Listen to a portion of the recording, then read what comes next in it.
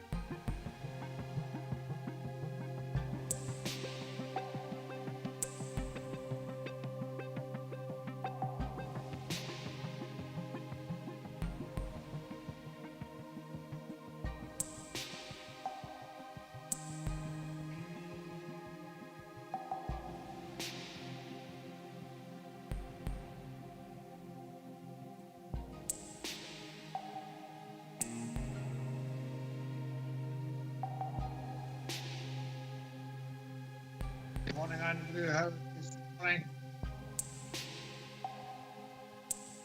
You're lonely, aren't you? Eh? Can't hear any but Jock. You're up here. There, Owen. That's no longer either. Very good. I'm not bad, you. Aye, aye. It's, just wearying a wee bit, Jock. Eh? Gains in the procedure. Absolutely.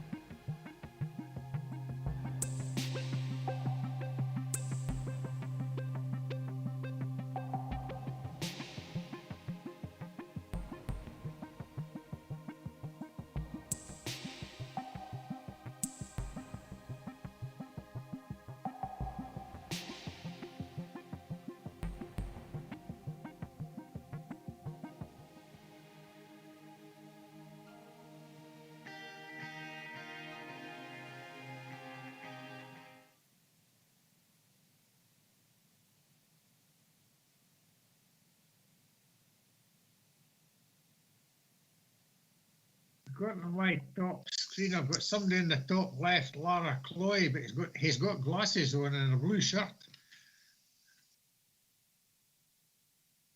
That sounds very much like me, Colin Davidson from Lochmaven Community Council. But unfortunately, I've got a blank screen just telling me it's connecting.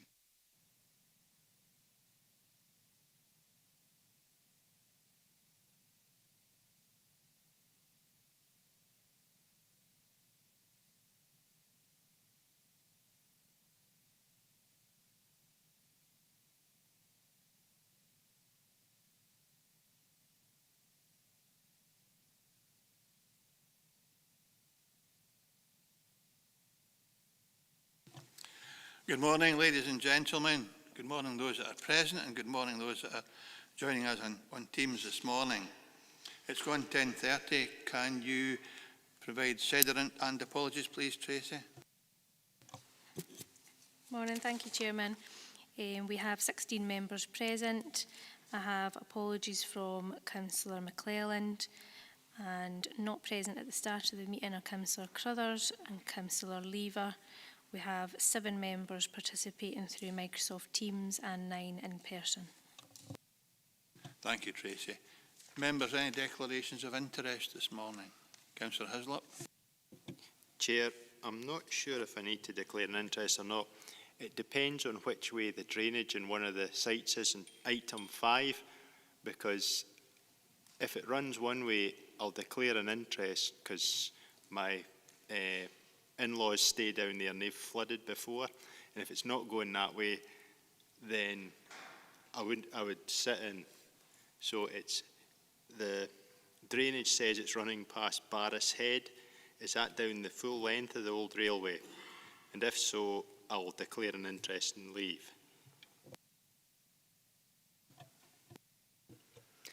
Thank you. Yes, the drainage runs down to the Marjoriebanks cul-de-sac and then into the drainage there, the existing drainage. Chair, I think I'll declare an interest and leave to be safe. Thanks for that, Councillor Hislop. Any other members' declarations of interest? Councillor Campbell. Yeah, thanks, Chair. I know one of the objectives through my association with the Nithsdale Federation of Halls, but I'll remain in the room. Thank you, Councillor Campbell. Anyone else? In that case, we come to agenda item 3, the minute of the previous meeting of 26th of February 2020. You will note this is for noting, as it has already been approved by full council. Members content with that? Thank you. In that case, I'll ask Tracy to take us through the process for today, please. Thank you, Chair. The Planning Applications Committee will consider each application in turn as detailed on the agenda. The case officer or other appointed officer will make a short presentation addressing the determining issues accompanied by digital images. Any late information, amendments or corrections will be reported at this time. Members may ask questions of officers following the presentation on points for clarification.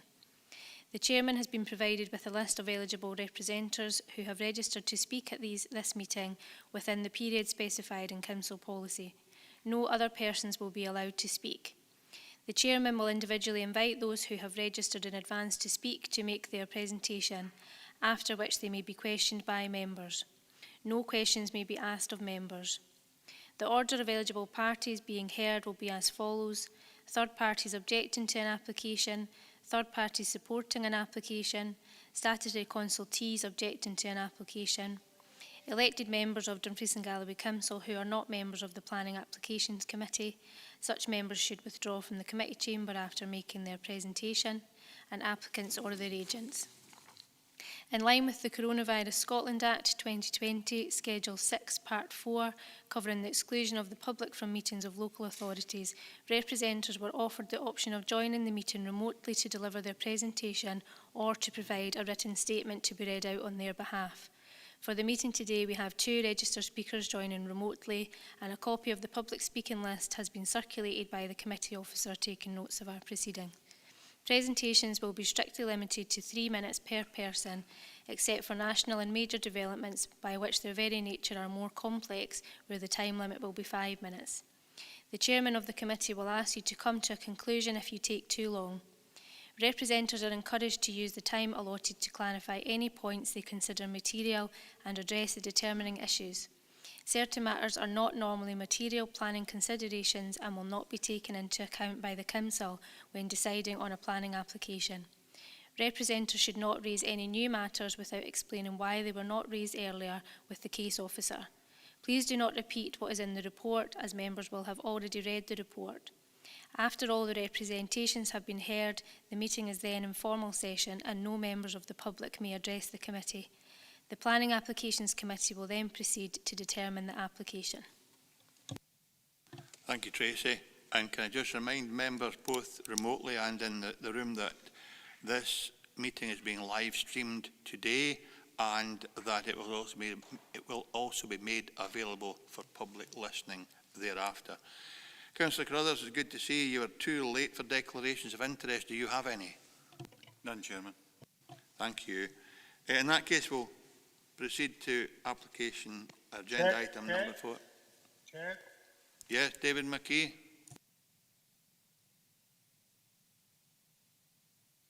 No, it wasn't me, Chair. No, Not guilty. it's me, Chair, Jeff Lever. Hi, Jeff. Hi, Jim. Yeah, I had problems joining in, but I've got no declarations of interest. Many thanks, Jeff, and good to hear from you. Right, Okay. thanks. Okay, members, in that case, we'll move to agenda item 4, and please be patient. Technology is maybe not always up to the mark, but we will make sure that everybody that has an intention to speak will be given that intention, and anyone that wants to contribute will do so as well. So we move to agenda item number 4. This is an application for the extension to existing control building and installation of new electrical switchgear and plant, erection of 3-metre high security fence, landscaping and formation of access tracks, temporary construction compounds and associated works at GLENLEE Power Station, New Galloway, Castle Douglas. This is a full application, reference number 19/1498/full.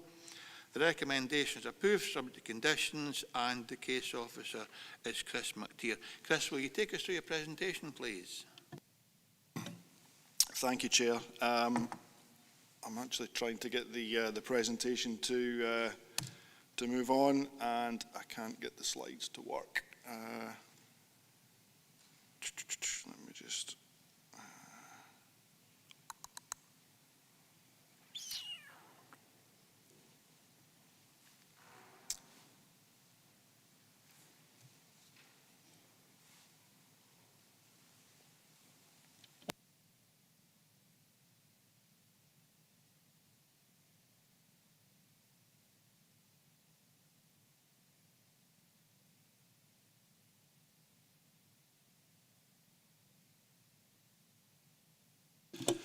Apologies for that, just a wee minor gremlin there. Okay, so this application is in front of members today. by virtue of it being a national development under the hierarchy of developments. There is a note on the procedure there on page 17 of your committee papers. In the past, national applications required a predetermination hearing, which in previous days would have been held by the Planning Applications Committee, and thereafter required a decision by the full council to make the decision on national applications. There was a legislative change on the 1st of March, which removed the need for the full council to make a decision on that one. So the committee today will make the decision on this one. It was scheduled to go to the cancelled March Planning Applications Committee meeting. Unfortunately, the powers that were temporarily delegated to the Planning Authority during the COVID-19 outbreak didn't make any provision for national applications, so we've had to sit on this one just now until today. So the application itself is next to GLENLEE Hydropower Station, 1.7 kilometres to the southwest of St John's Town of Dalry.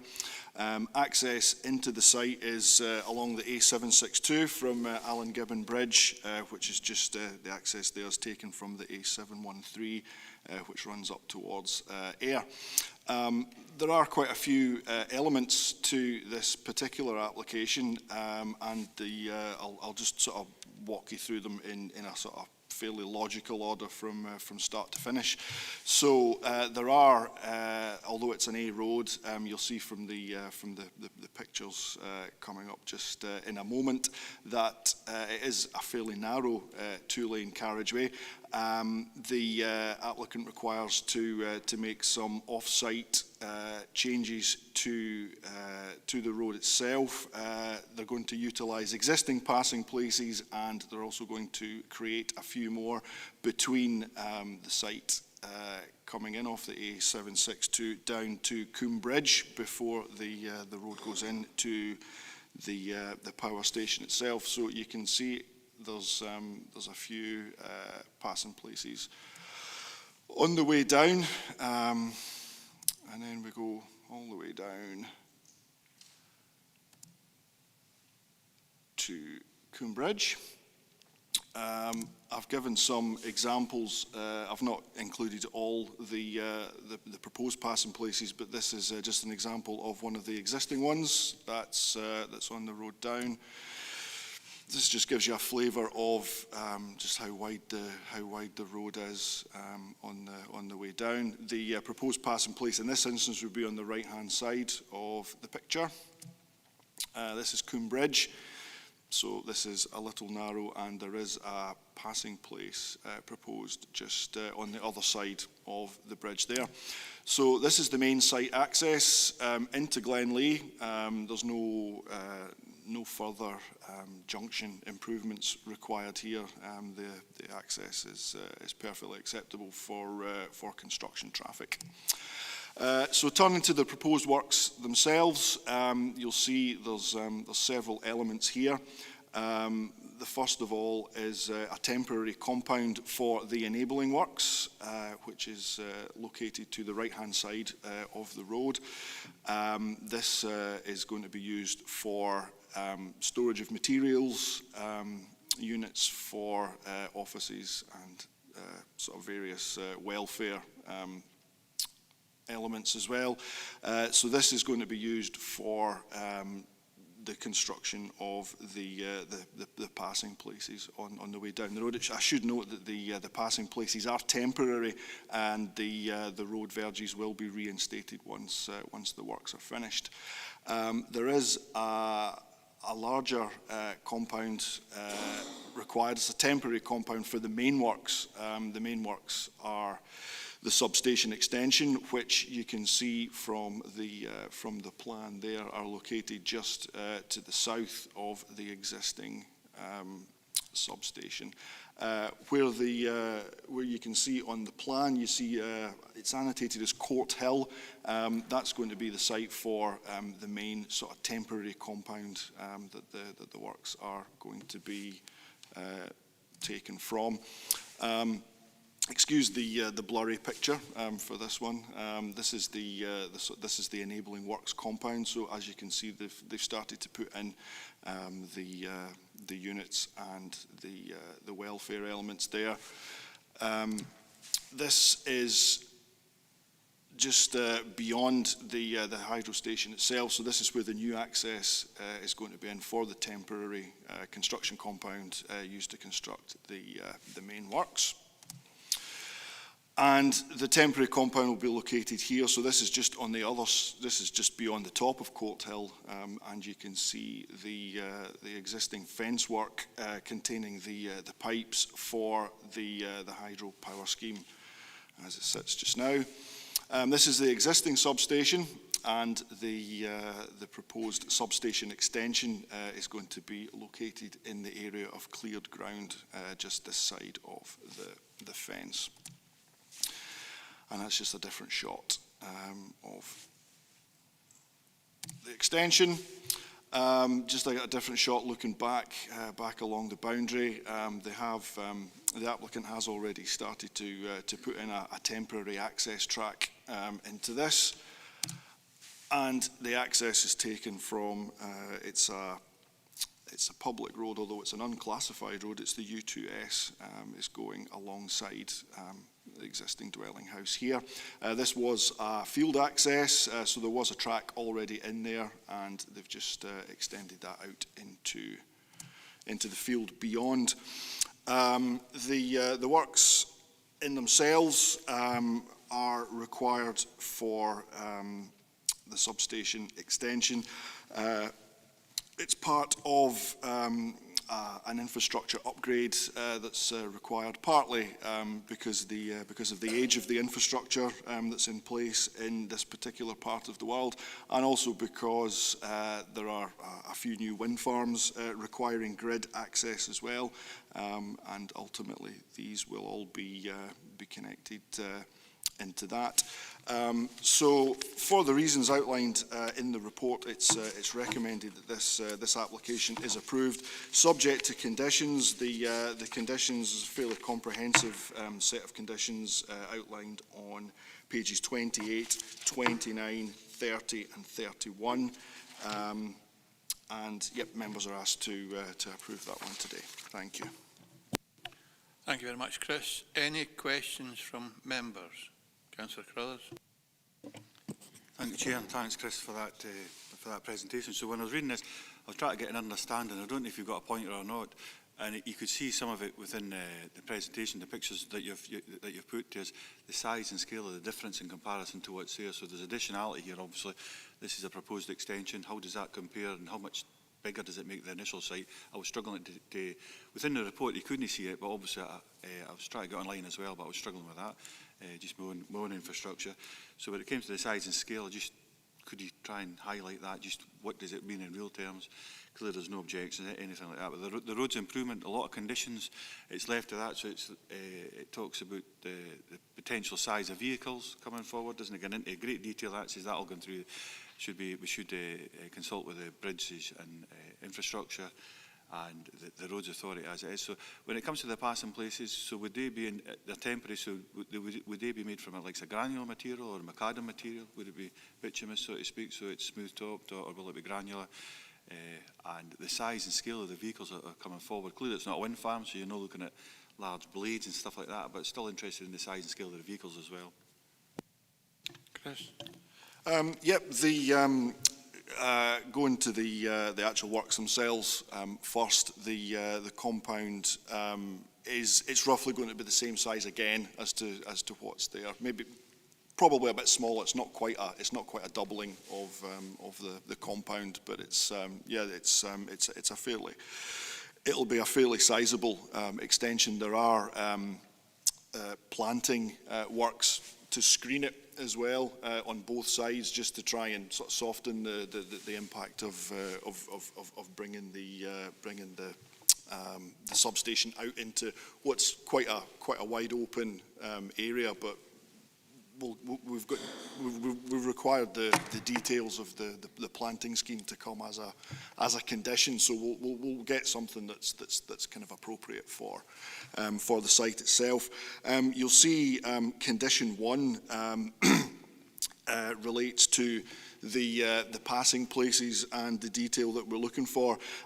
You're absolutely right. There's no large-scale vehicles coming into site, so we're not looking at 9-ton cranes or anything that's really long. It'll mostly be vans, pickups, and there will be some requirement for tippers to come in and out of the site, and probably larger like diggers and things, but they'll be brought in presumably by a low loader. We did consult with our colleagues in roads, and they in turn spoke to the guys in infrastructure as well, because obviously there's the bridge at COOM Bridge, which is a narrower one, but as far as they're concerned, they're happy that the bridge can accommodate the loadings of the vehicles coming over. The conditions that we have in terms of the reinstatement and what they're going to be using, it will be a sort of granular hardcore that they will put in for these, but these will be taken back out. They are temporary in nature. Roughly, and I'm sure I've made a note of it in the actual construction part of the report, I think they're looking at about a 16-month programme for this, but the details of the vehicle movements in and out of the site we've required we'll have a traffic management plan to come in, so they'll need to submit a TMP, which we will look at. Roads and the roads infrastructure and the police will have an input into that as well, so that we know when the vehicles are coming in, how many there's going to be, and the detail of the reinstatement of the road verges is to come in as part of those conditions as well. Thanks, Chris. You want to come back, Ian? No, thanks very much. I needed a response. So the only point I'm thinking after that is, so some of these passing places might be appropriate to have been left full-time. If the local community felt that, I just wondered if the mechanisms, another question, probably made a point for maybe as it goes forward, is there a mechanism that the community can actually be consulted on that if they were felt to be appropriate and there's benefit to the community in having them? If not, then ultimately there'll be a bond that makes them be restated to its existing. Thanks, Ian. I presume we could delegate to Chris to see if there's an appetite within the community for some passing places to remain. And thanks for that, Ian. I've now 3 speakers. Councillor Maitland, Jane Maitland. Thanks. Good morning, Chairman. I wonder, Chris, could you possibly help me with respect to whether or not this is partially retrospective or not? I noticed that there were some, I think, porter cabins put up just outside in the compound. I wonder if you could help me with that. And the second issue is that I noticed, Chris, that the reason for refusal on 428 has been dealt with quite sort of specifically and shortly, and I wonder if you could help us with that to explain to the public why that has not really been taken into account. Thank you. Thanks, Jane. Chris? Thanks, Councillor Maitland. Yes, there are, I suppose you could look at it in some ways, there are elements of retrospective development here. When I originally went out on site, it was earlier on in the new year, and obviously none of the works had taken place at the time. As I mentioned before, the application was due to go to the committee back in March, which just happened to coincide with the week of lockdown for that. So yes, I would accept that they have started to do some of the works, putting in the temporary compound and doing some of the clearing works. They haven't actually done any of the sort of the off-site infrastructure works in terms of the in terms of the passing places or any major works. So yeah, I would agree. There's a slight element of having jumped the gun a little bit here, but in other developments, we would accept, perhaps if it was a housing development, that there might be an element of site clearing works, which you can see next to the existing substation compound itself. I suppose it's for members to decide if there's any sort of recourse for that one.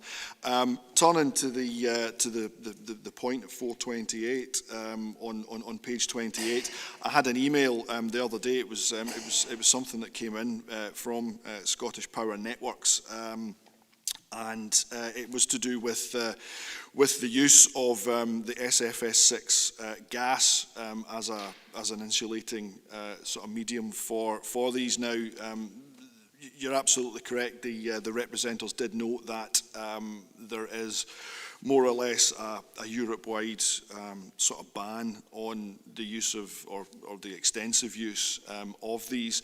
At present, there are 4 pieces of sort of kit, if you will, within the substation itself that use SFS6. One is actually being removed as part of the upgrade works, and they're only using 3. Scottish Power Networks have said that it's very much it's not a last resort, but they try to minimise the use of this. Obviously, there are environmental considerations with the use of this particular gas, but the only use for it nowadays, as far as I understand, is within electricity generation, but they have said that they're trying to minimise the use, and they are removing one of the existing pieces of kit that use this gas for insulation. So that's the answer that I got from them. Thanks, Chris. Would you like to come back, Jane? Yes, if I could, please, Chairman. Yes, please. 2 things. The first thing is that I'm not absolutely certain whether the use of gas is a valid planning reason for objecting. I would like some clarity about that. And the second issue is that I imagine that most members would be similarly minded to me, that the idea of site clearing before something has got planning permission is entirely anathema. We cannot accept that, and I'd like officers to reassure me that the idea of clearing a site before somebody gets planning permission is absolutely not a runner. We must not give any signal to anybody that that is acceptable. Thanks, Jane. I'll ask both Chris and then David just to make observations for you in terms of whether or not that's a reason for refusal of the use of that particular gas. Chris, can you reaffirm that? Archie? Thanks very much, Chair. It's actually on the same point that Jane raises, and obviously it's a national infrastructure piece of equipment, this, and there will be some permitted development, I would imagine, in some cases for maintenance and for upgrade of this type of equipment. I'm just wondering if this is part of it. Yeah, I'll just see what Chris and then David has to say. You have 2 questions to answer, Chris. Or David, if he wants. David will do it. I'll take them both, thanks, Chair. It's a very fine point as to whether or not you could actually regard the use of the gas as being a material ground for objection, because it is actually something that is governed by other legislation and not planning legislation. It certainly, I would say, is not a ground for refusal. So if members were concerned about it, then I would have to advise caution of going down that route for refusal. In terms of the jumping the gun side of things, anything which constitutes development means that it is effectively a retrospective application. Now, as Chris said, when the initial site visit was done back in January, there were no works whatsoever. I can sympathise to a degree with the applicants here, because they had a positive recommendation going to committee in March, and at the 11th hour that whole meeting was cancelled. anything they have undertaken is at their own risk. Basically, if the committee had decided to refuse the application, then they've obviously got to go and reinstate these works. It isn't a ground for refusal, because certainly a simple ground clearing, such as mowing away vegetation, that is not development. I'm more concerned about the fact that the access track has been put in the last slide Chris had, because that is clearly development. But the other parts are fairly simple works. The siting of the porta cabins, for example, could be carried out for 28 days in any calendar year without the need for planning permission. So yes, they clearly have jumped the gun with some parts, but it isn't a ground for refusal. Jane, if you're content, I'll see what other members have to say and then I'll come back to you before we come to a determination. Are you happy with that? Thanks, fine, yes. Thanks, Jane. Okay, I now have Councillor McComb, Jim McComb.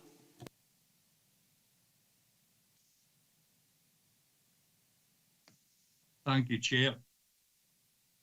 Chris, can you confirm that there is a separation of responsibility between energy transmission and generation? Chris?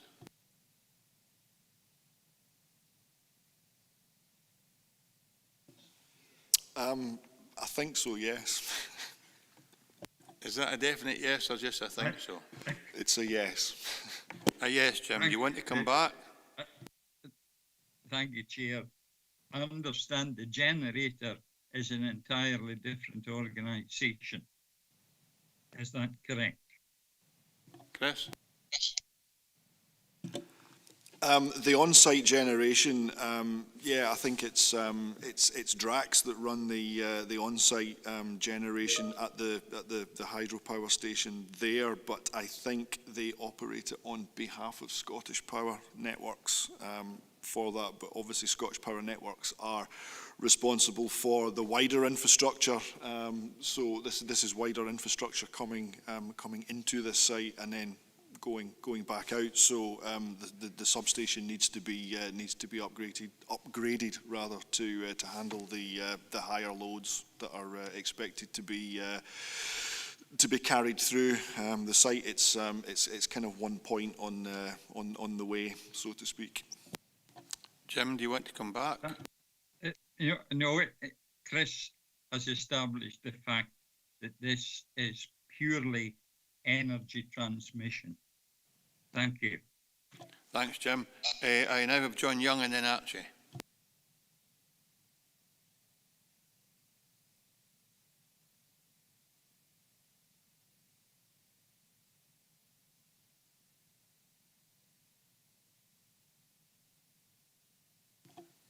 John, if you are having trouble, I can only presume you are, I'll have Archie come in and hopefully after that I'll come back and see if you're able to communicate with us, Archie Dryborough.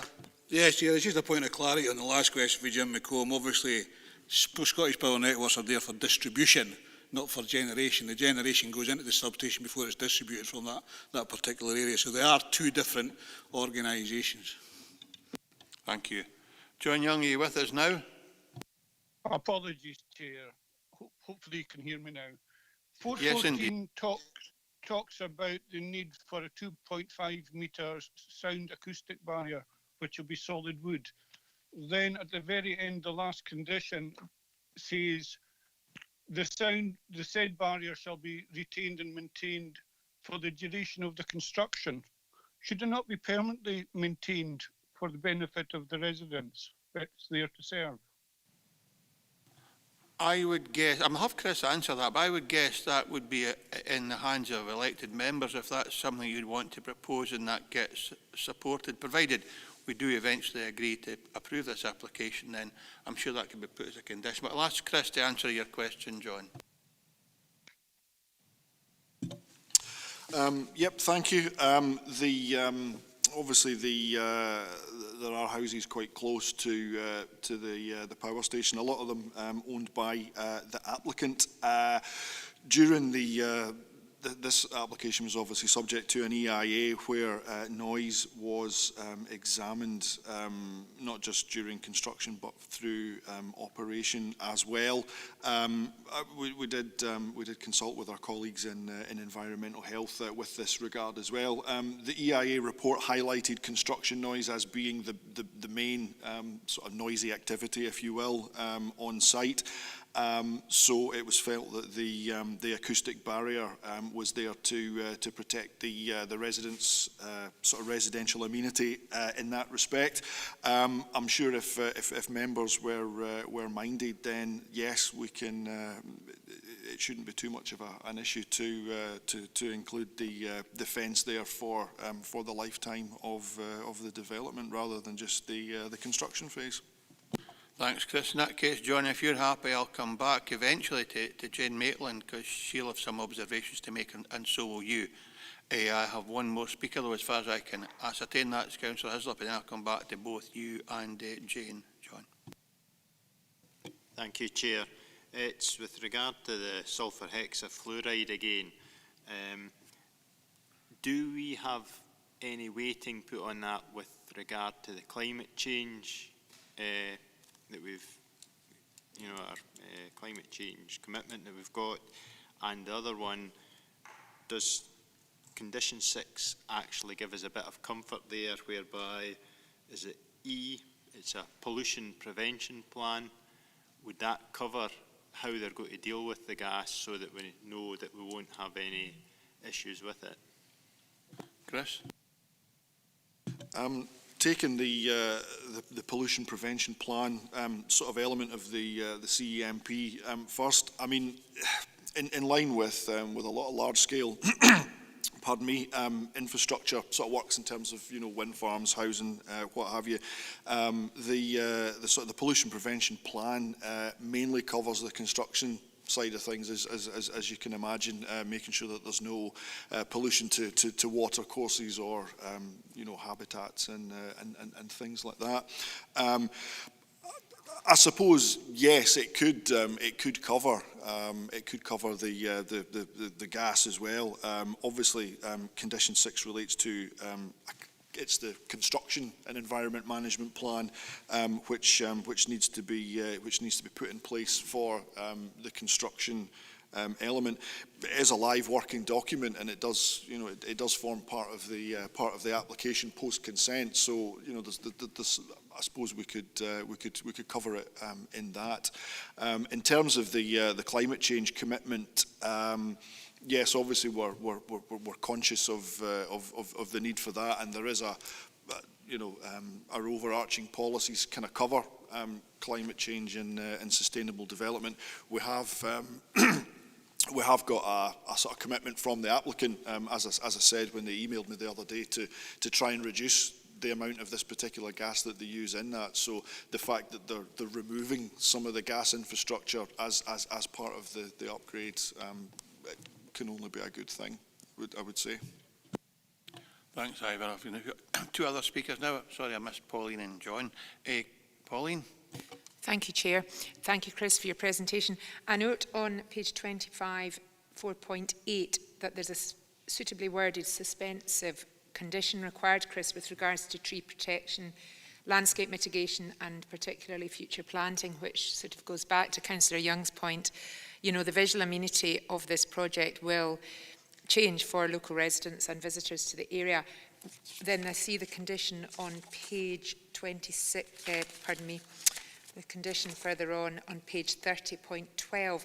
Are you happy, Chris, that condition is suitable, especially with regards to the fact that the wall now might be under consideration? And if so, would councillors have some control over that, or would that be something that would be discussed internally amongst yourselves for approval if this project were to go ahead? Thank you. Thank you, Chair. Thanks, Pauline. Chris? Thank you. Yep, the condition we're relatively content with, and we need to be, because conditions obviously have to meet certain tests, to to be a lawful condition. I mean, if there were any, if you felt there was anything that needed to be tweaked for this, then obviously that's at your discretion, and we're happy to amend anything going forward with that. As I say, we do recognise that it's moving development out into a slightly more open area. Although if you see from the sort of the kind of the landform and what have you, the site is fairly well contained in wider views by trees, but the additional planting is certainly something that's welcome, and yeah, we are looking to try and get a grip of that via the condition going forward, just to kind of soften the edges of the development, if you will. Thank you. I appreciate that, because I think it is important to residents and locals alike. Thanks, Chair. Thanks, Pauline. Councillor Campbell. Yeah, thanks, Chair. Thanks, Chris. I'm looking at page 21 as the Council Archaeologist report. Paragraph B, it mentions a probable medieval metal working bloomery site and 2 other prehistoric lithics. I'm just wondering, could you show us that on the site plan, where these locations are, please? Chris? Don't think I can. No, the maps of the locations of these are included in the Council Archaeologist consultation response, which is online. So I've only summarised what he said as part of the report. That's fine, Chris. Thanks. But I mean, we have got an archaeological condition as part of that as well. So if anything's uncovered during the work, then they would need to notify the archaeologist of that. Yeah, happy with that, Chair. Thanks, John. Thanks, Chris. Councillor Sloan.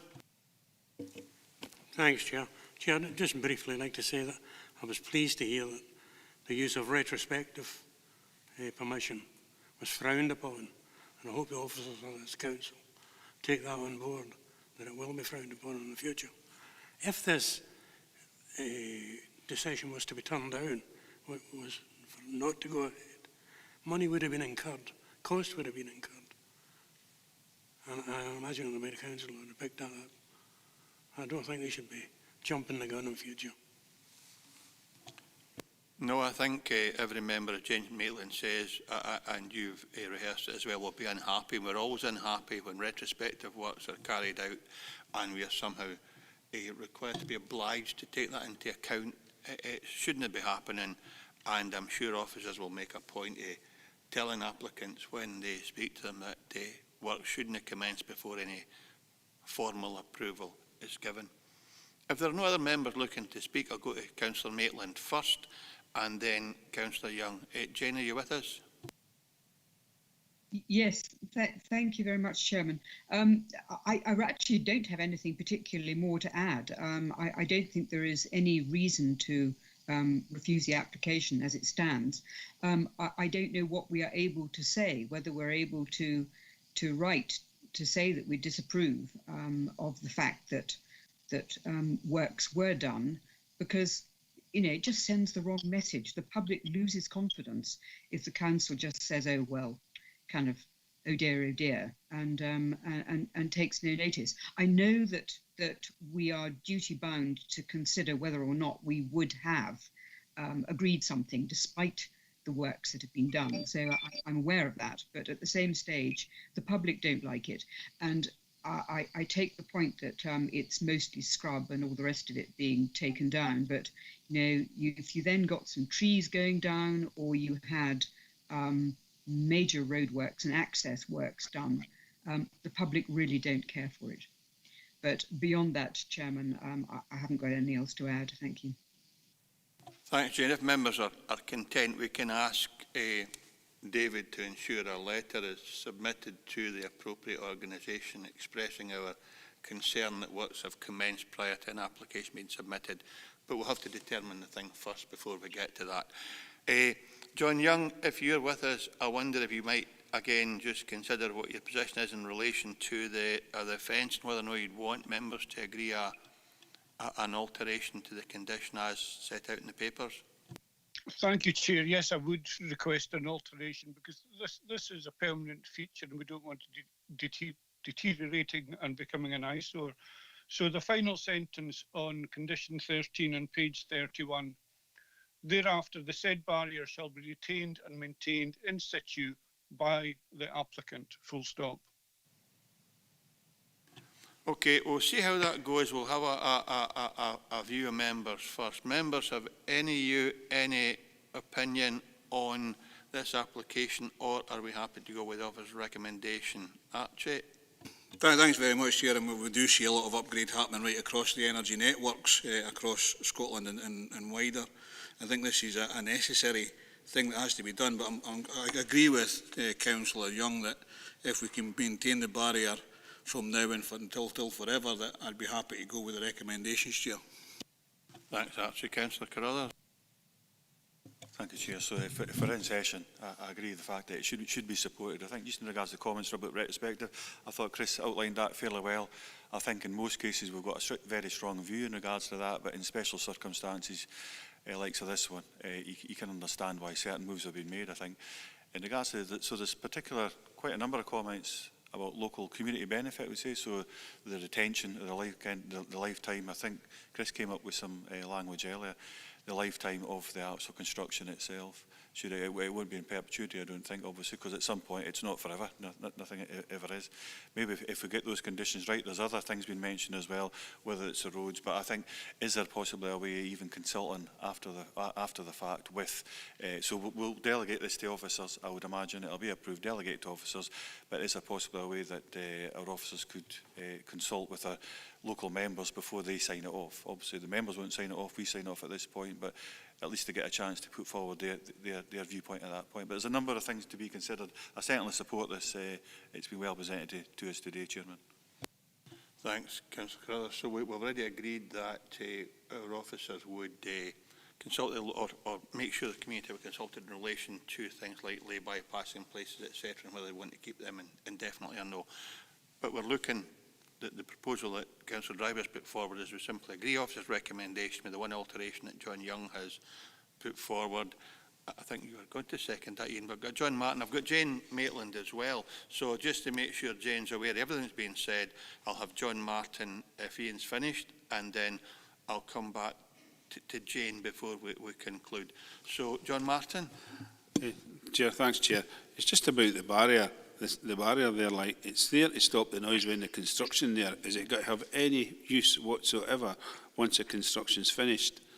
There's no, because it's more or less, there'll not be much noise coming for the, it's got to stop coming for the actual power station. It's there for the construction period, and it's going to be removed at the end of the construction period. So has it got to have any benefit whatsoever once the construction phase is finished?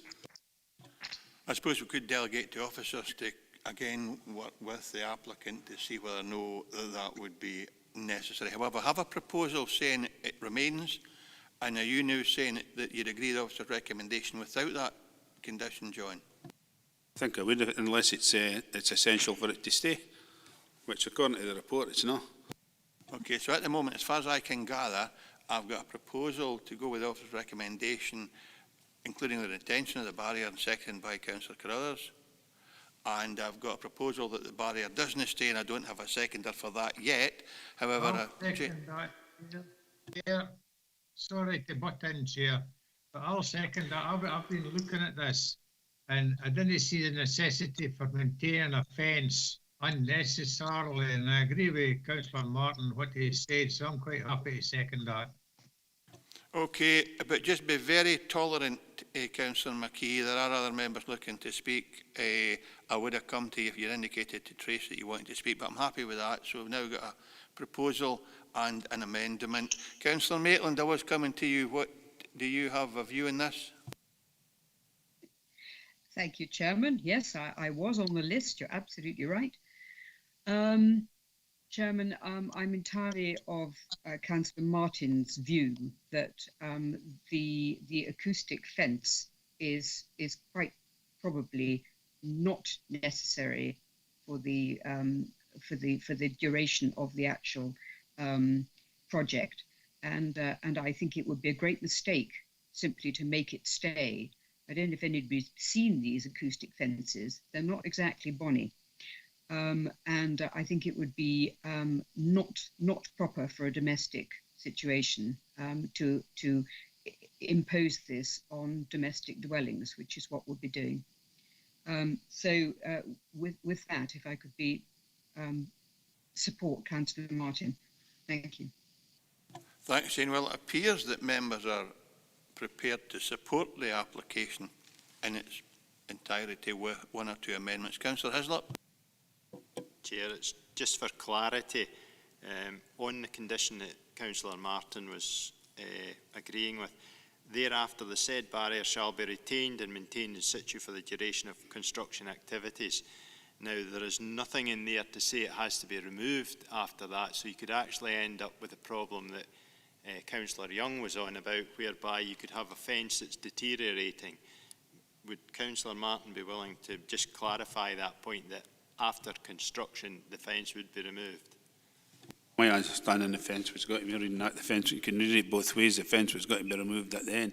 But if that's in part, if that's got to be put in, that the fence has got to be removed at the end of the construction period, that's fine with me. Fine, Councillor McKee, you're the seconder. Are you happy with that change?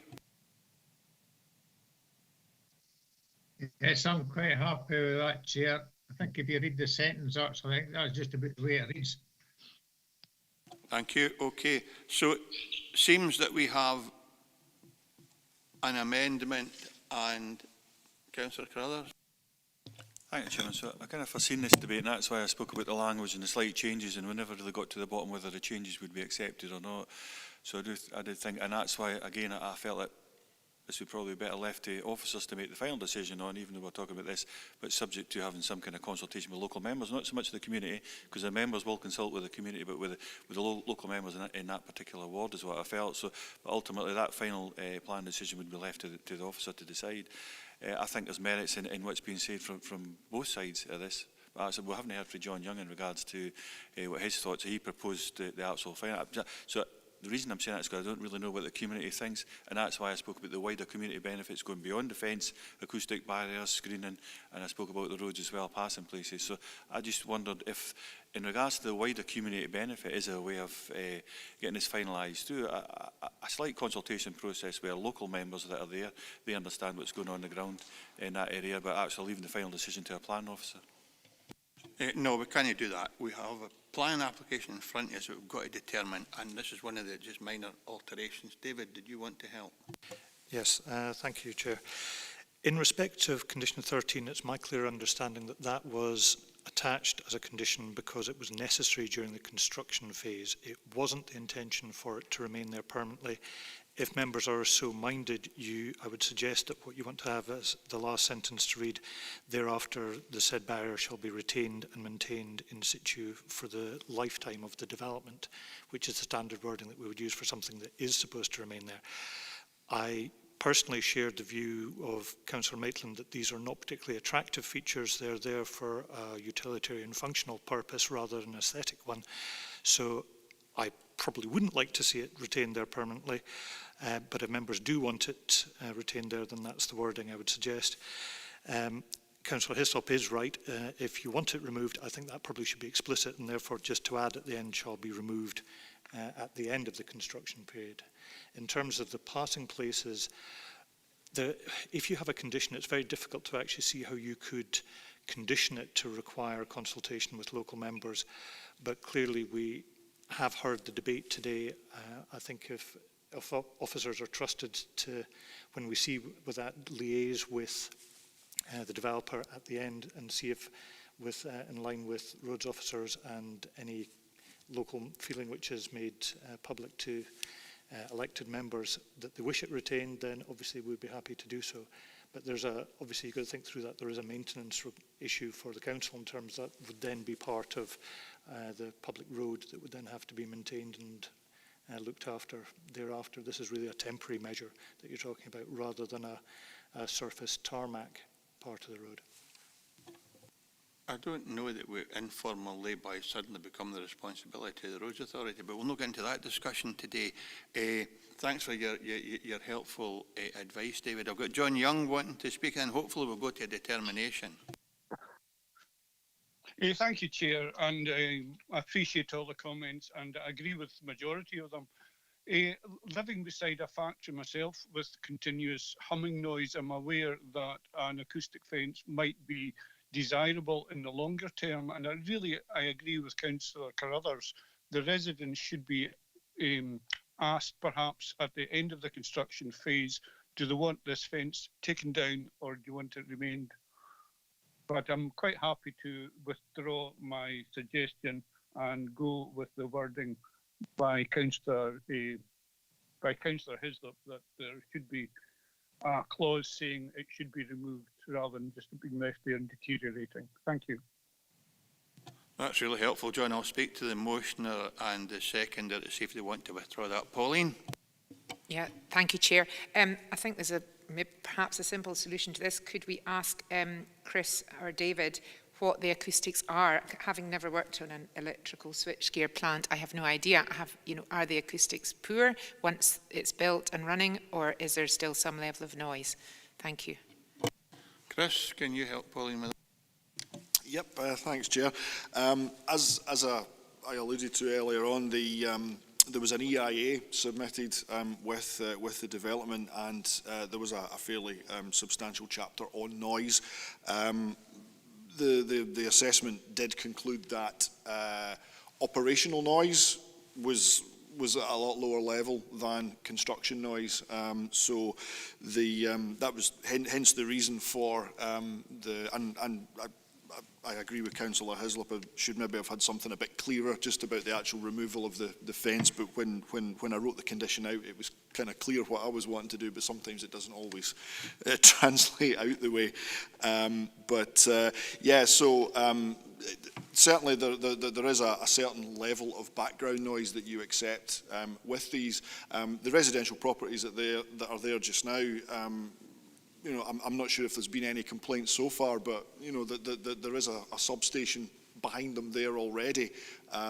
This obviously is creating a bit more, but the cumulative noise issue was looked at in the EIA, and it was felt that it was at a level that wasn't going to cause any disturbance to residents. Hence the reason why it was just temporary, just for the construction phase.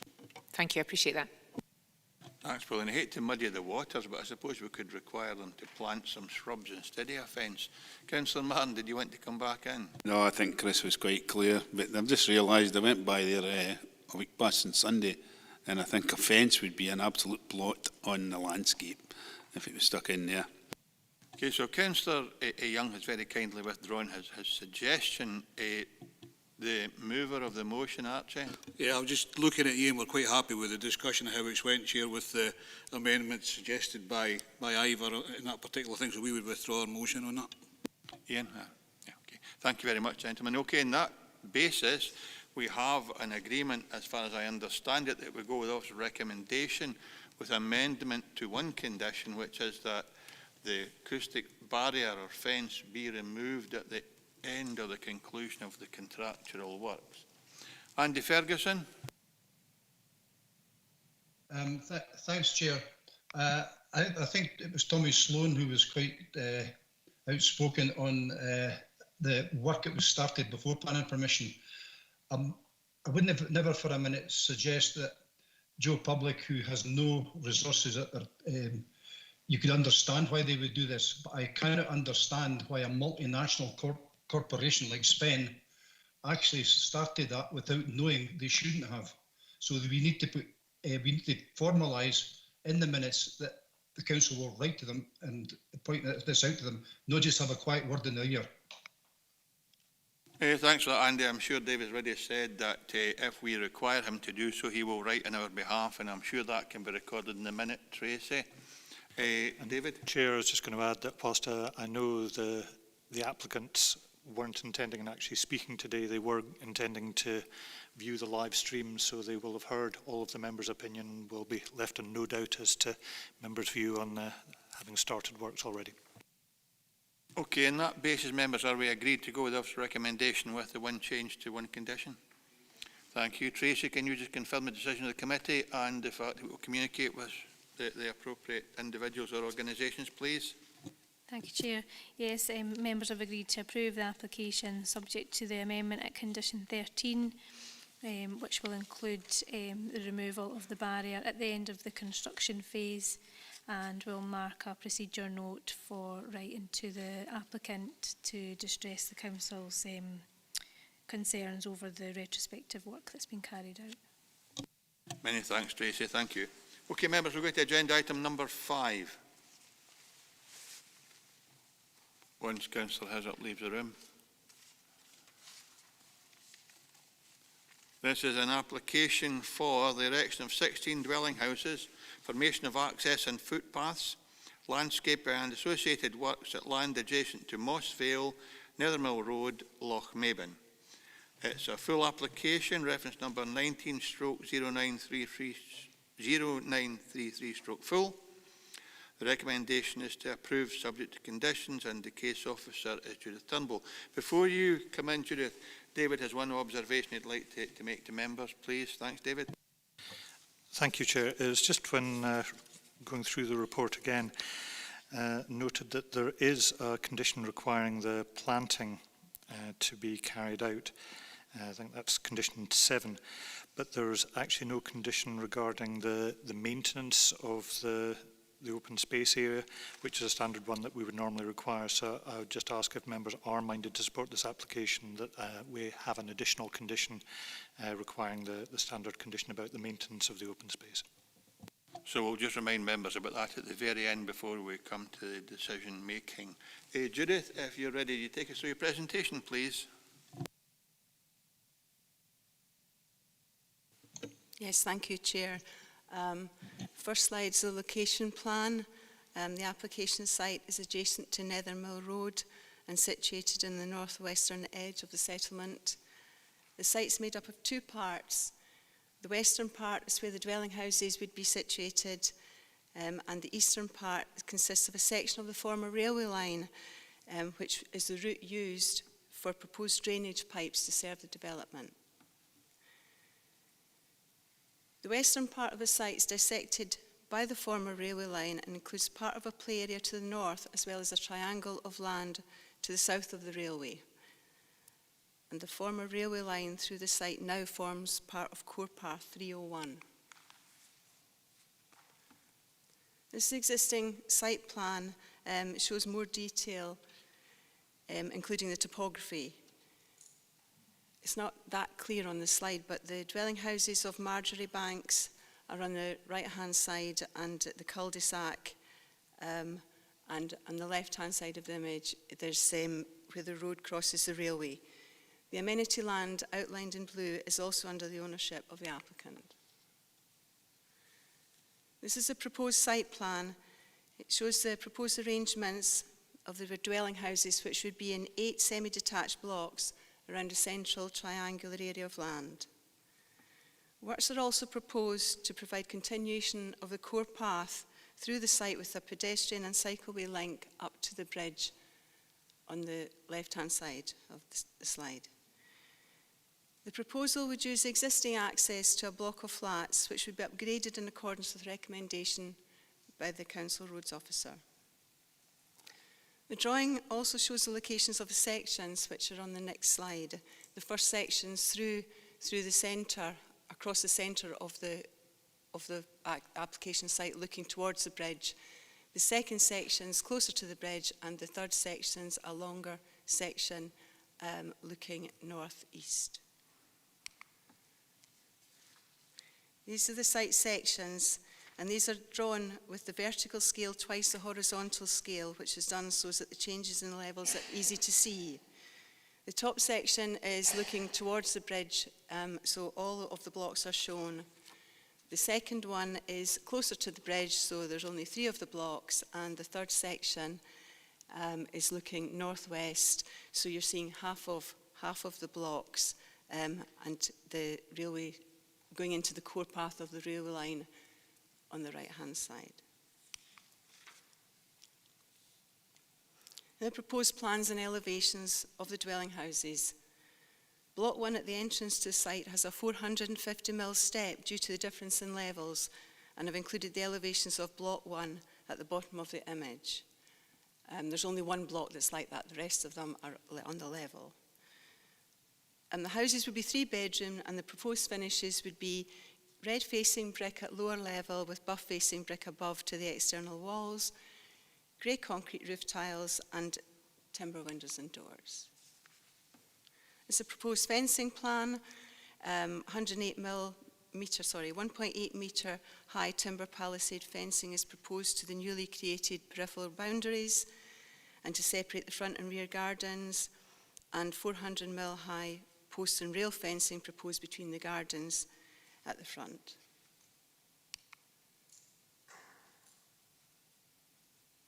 Moving on to proposed landscaping scheme, which includes turfing to front and rear gardens and 42 standard size trees arranged in 6 groups as shown on the plan. The species include silver birch, rowan, and Japanese flowering cherry.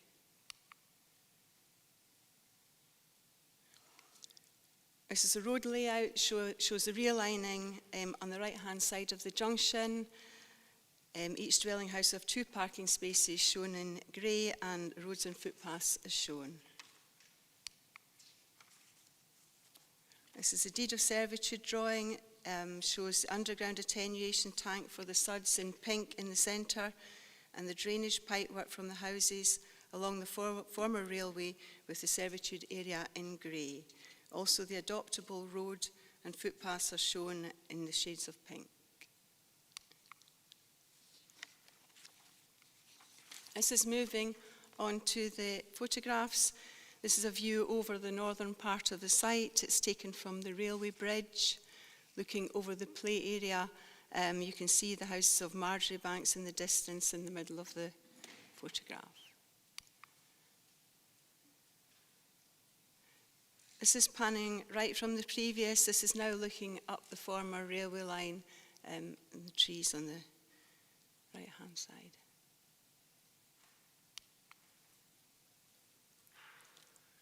This is looking down Nethermill Road from the bridge.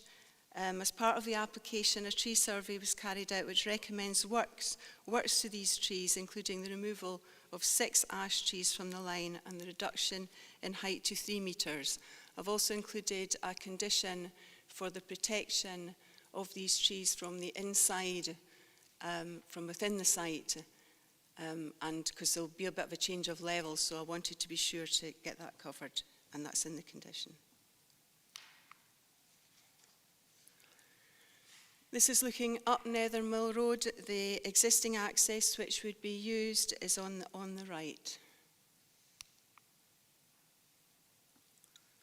This is taken looking along the access, and the housing would be to the left with block 1 just inside the wooden fence.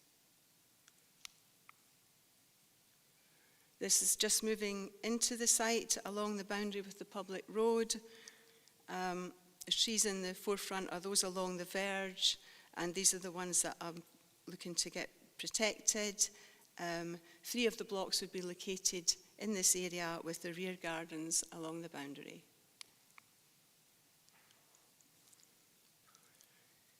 This is, I've walked along to the railway bridge. It's just really looking out the bridge at the end of the site. This is walking along now, walking east along what is the end of the core path through the area where the dwelling houses would be built.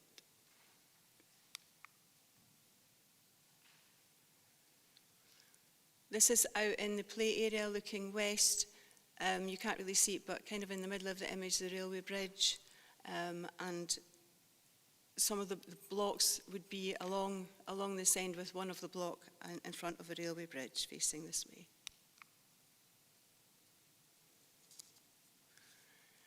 This is taken from just inside where the flats are, walking east along the core path, following the route of the drainage pipework. And this is at the very eastern corner, southeastern corner of the site, where the pipework would go into the Marjorie Banks cul-de-sac just about at the hedges there. And that concludes my presentation. And in conclusion, the application is recommended for approval as detailed in my report, subject to recommended conditions. Thank you. Many thanks, Judith. Any questions for the case officer? Ian? Thanks. A couple of questions, Judith. Thanks for your presentation. So, it's mentioned by Lochmaven Community Council about the core path in particular. I think there's a number of parts of the presentation there where you could actually point out. Just want to be absolutely clear that is still continuous, it's still through, people still have access in regards to that. I think it is clear in there. I just want to make sure, just would like you to point out that out to us. And it's within the, so page 40, when I read in page 40, paragraph 2.6, it talks about developers' contributions there. And it's above the 80% threshold. So when I seen that, naturally, you thought there would have been a contribution. But reading through the rest of the report, I didn't see it as being explicit. But I think it's probably this is deemed as affordable housing. So because it says Scottish Government's behind it, the council's identified it within the strategic housing investment plan, and it references first-time buyers in particular.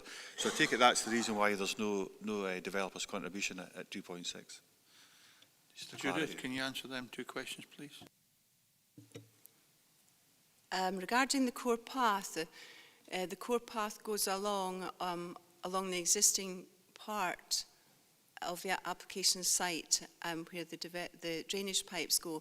And once it goes into the area of the houses, it's continued along and then up the side between the houses onto the railway bridge. So the core path is a slightly different route. I think it stops under the bridge at the moment, whereas it's going to go up onto the railway bridge now, and there will be access that will be kept open. And the point about the affordable housing, Judith? The developer contributions. So what I'm saying there, Judith, 80% is the trigger point. We'd normally say, okay, if a school's at capacity or nursery or whether it's primary or secondary, 80% capacity trigger, so there will be a developer's contribution would be required. I notice in this case it shows nil. I take it that's because it's classed as affordable housing. It is looking at the wider aspects that I mentioned within the report. I just want clarity in regards to that. Is that the reason why? Maybe that's for the education department to answer, but I just thought it was something worth clarifying. Thanks. The education department said there was no contributions required. But given that it is in the SHIP, we wouldn't be looking for them anyway. I'll get David just to add a bit as well. The 80% is the trigger for a consultation with education. So we did consult with education and they came back saying that they were satisfied there was no contribution. In any event, it would, you're correct, because it's in the SHIP, it wouldn't actually have a contribution anyway, but it was below the threshold that would have required even for mainstream housing. Thanks, Ian. Archie? Yeah, thanks very much, Chair. I'm just looking at 2.7, in particular C on page 41, with regards to flood risk management, has no objection to the development, would request that the developer satisfies itself that the surface water flows has been considered. Now, obviously, we are the planning authority, and we would have to ensure anything that we did through any recommendations that we would be happy with, not the developer, because a developer can say, and I'm not saying this is the case in this particular area, I'm satisfied that it's not going to happen, but they can't prove it. So I'm just wondering if there's an opportunity here to say that within the recommendations at 13, it says that no dwelling house hereby granted public permission shall be occupied unless, and then you've got the three A, B and C there. I just wonder if there's something we can firm up on that, because we have to make sure that however we do condition-wise, we can enforce it. But if a developer has been given the request that he satisfies or she satisfies herself, how can we enforce that? I presume it might just be simply worded to say he or she must satisfy the council. Judith, can you help Councillor Driver with that one? Yes, thank you. That's quite a common comment from the flood risk management team, and we would normally put on a directive. But with this application, there was quite a lot of toing and froing with the roads department to do with drainage, and there is quite a lot of additional information and surface flows, and that's really what has delayed, been a big part in the delay of this application coming to members, because the roads department required amended drawings and quite a lot of further information to be satisfied. So I suppose, Councillor Driver, you can offer an additional recommendation when we get to the determination point, if you want. Are there any other questions for the case officer? In that case, members were in session. Pardon? Oh, so we have. My apologies. I do apologise, folks. We have 2 speakers registered. Apologies for that. The first is a representative from Lochmaben and District Community Council. So if you would just state your name, please, and then once you start speaking, we will allow you 3 minutes. With 30 seconds to go, Tracy will advise you to draw your presentation to a conclusion. And if you'd remain online, please, in case any members have questions for you, I'd be grateful. So, the first speaker is Lochmaben and District Community Council, please. Yeah. Yes, hello there. I have no vision, but I can hear everything. My name's Colin Davidson. I'm the chairman of Lochmaben and District Community Council. So, if it's okay, I'll proceed. Please do. Okay, thank you. Thank you, Chair. Firstly, I wish to acknowledge with thanks the opportunity to participate in this meeting. Been very difficult circumstances, obviously, recently. But on behalf of the Community Council, I raise the following objections based on our original representation, which was supported by photographic evidence. The Planning Officer's report confirms 4 previous applications and 1 unsuccessful appeal for this site, none of which have progressed to completion.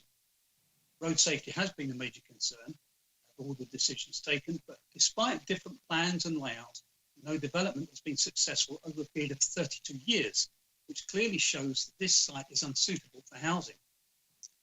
The planning report also confirms that the development is not located on an allocated housing site.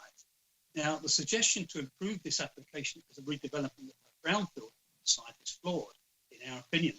The majority of the proposal is located on a playing field. The old railway route claimed to be brownfield is an important natural and safe recreational area. It forms a core path, as has been highlighted, linking other routes, including the Annandale Way. LDP2 Policy T5, to which the report refers, presumes against any such development which would adversely affect its potential for future use for activities such as a cycle, bridle and walkways. The existing route forms an integral part of a wider project currently under consideration to link Lochmaben and points further west. This will encourage tourism and a healthy lifestyle within Dumfries and Galloway. It's also an ideal fit with the Region Spaces for People initiative, which is supported by Councillor Drybrough. The development therefore goes directly against the spirit and recommendations of Policy T5, as well as wider regional activities or initiatives. The site is regularly used for sport and recreation, enabling people to exercise in accordance with social distancing. Whilst this submission won't remove the facility, it's imperative that no additional development is permitted in the future, which would lead to the loss of such an important amenity within Lochmaben. Road safety. The proposed exit from the site is immediately at the 30-mile-an-hour limit, with no road signs or markings before this point. Traffic has no advance warning of what will become a busy site access. Proposed improvements at this junction don't fully address these issues. Within 20 metres of this exit, the road is severely restricted by on-street parking serving existing housing with no other provision. This reduces Moss Vale to a single lane throughout the day, not just at peak times, and there are also 7 other separate accesses to Moss Vale at this point. In May this year, an accident at the junction of Moss Vale with the main road was a subject of a report by the police, who were in attendance. Fortunately, there were no injuries. But the addition of over 32 vehicles associated with this development raises serious road safety issues and greatly increased traffic. You have 30 seconds to go, Colin. Thank you. Current approved housing development within Lochmaben, coupled with other proposals, will bring the total number of additional dwellings to over 45. This increases the demand on local facilities, which has been continually highlighted by the Community Council in previous planning representations and is still unresolved. Whilst acknowledging the need for change, we believe it's important that planning decisions limit untimely and overdevelopment. It's very important to seriously consider the community of this small historic town. And it's for these reasons we believe the application should be refused. Thank you. Thank you very much for being so succinct and keeping to the time. I understand the problems. Do any members have any questions for the Lochmaben and District Community Council representative? Chairman? Members? In that case, Colin, thank you very much for participating today. I'm sure you'll be able to listen on, and we'll now have the agent and applicant address the committee, Bob Chalmers and James Shirazi. Gentlemen, hope you're there. You have the same 3 minutes between you, not 3 minutes each. And again, when you start your presentation, we will start to time you, and I will remind you with 30 seconds to go just to bring your presentation to a conclusion. So hopefully you're there. And again, I'd be grateful if you'd remain online in case elected members have questions for either of you. Thank you. Can you hear me okay? Yes, I can, James. A blast from the past, but I can hear you. Okay, I'm James Shirazi, and I'm representing building craftsmen as part of this application. And first of all, many thanks for giving us the opportunity to say a few words in support of our planning application. At the outset of the project, we contacted the local councillors to gain their views on developing the site. None of them are part of the planning committee today, I have to add. And the major issues in their views was to develop a small-scale development and carry out some community consultation, although that wasn't a formal requirement. We have substantially reduced the project to 16 units as a result, and we carried out a fairly lengthy community consultation process in early April 2019, where over 30 people turned up and gave us their views, which included local businesses, young families, the neighbours, and some of them could not afford to buy a house in Lochmaben and were having to move away from Lochmaben. The feedback from the community consultation event was primarily to retain the dog walking route, which we have done, and the ability to be able to work from home, and these are before the pandemic days.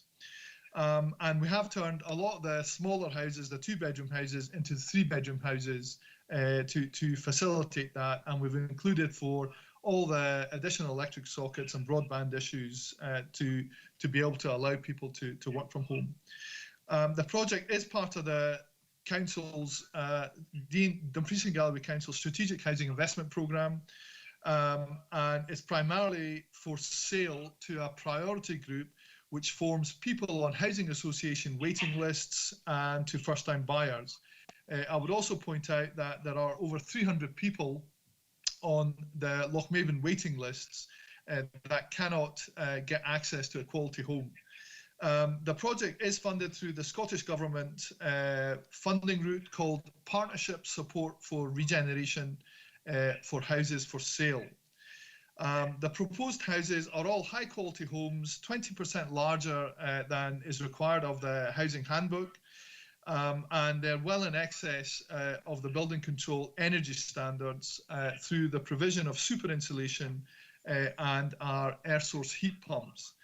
And this can provide affordable warmth all day long for families on low income. The houses are also designed to barrier-free standards and housing for varying needs, which is primarily for people with physical needs, and we design in any future adaptation requirements. The houses will also be designed to secure by design standards. You have 30 seconds to go, James. Thank you. The site is a brownfield site, former railway site, and in terms of the economy, it'll be 64 much needed jobs, and in the current climate, that's obviously very welcome, and it will be built by a local company.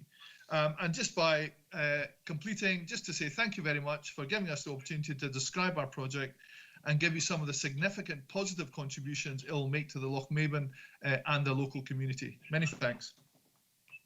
Thank you very much, James, and thanks again to you for sticking to a strict timetable. I have Councillor Drybury with a question for you. Morning, James. Just a question on the flood risk management team has no objection to the development, but requests the developer satisfies itself the surface water flow has been considered. Now, obviously, as part of the planning application being made, may add on to some of the recommendations or the conditions of the planning application. I do have a concern that we cannot enforce anything that you do as a developer. However, if I was to suggest an additional condition that a flow diagram has to be agreed by our flood risk management team before the, and it's in condition 12, I would add a D, a surface flow diagram is seen and agreed by our local authority flood risk management team. Would that put any concerns your way? Can I speak? Absolutely, James. Yes, aye. Yeah. No problem at all, Archie. I think it already has been done.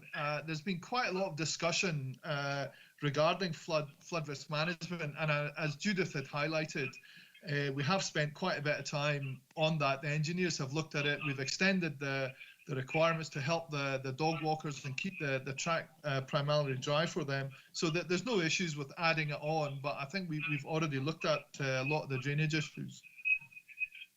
Thanks, James. I understand what you're saying. It's no issue, and I probably will put on for my confirmation rather than anything else. Yeah, no problem, Archie.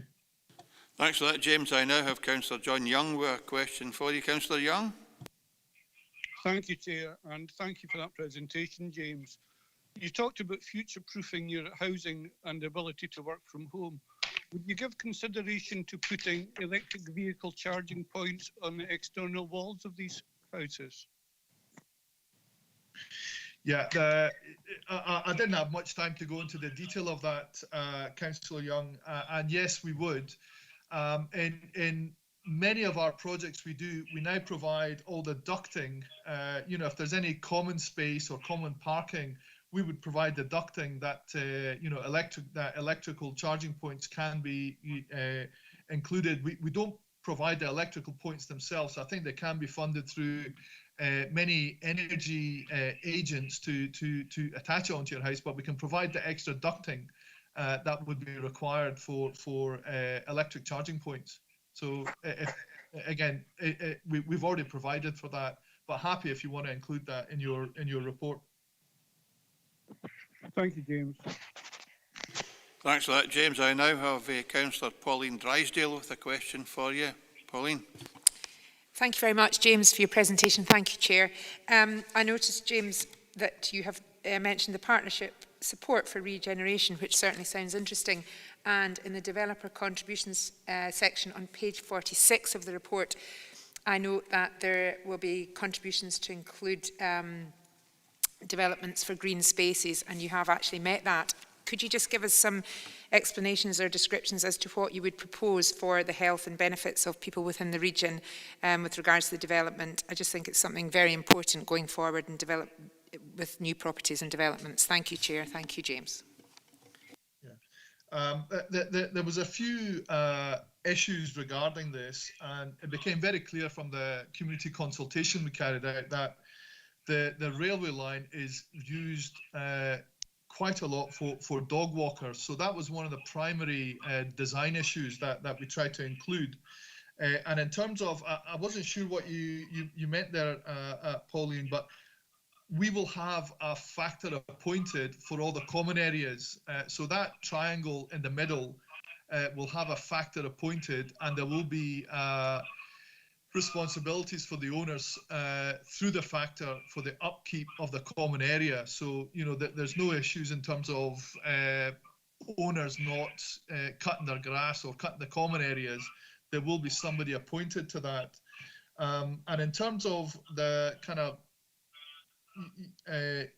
contributions for the community and the funding from the government is primarily to enable first-time buyers who at the moment can't access affordable housing in the area to be able to purchase their own house, and people on the Housing Association waiting list. So it's a fairly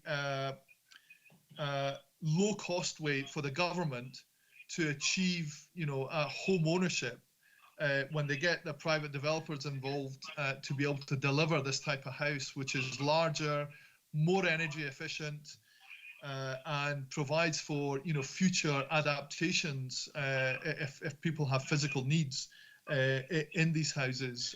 And what the community also asked us to do was to provide the ability to be able to work from home. So the 2 bedrooms in the house have that ability, you know, for the broadband, extra sockets, extra points, and that's the way we've developed the houses.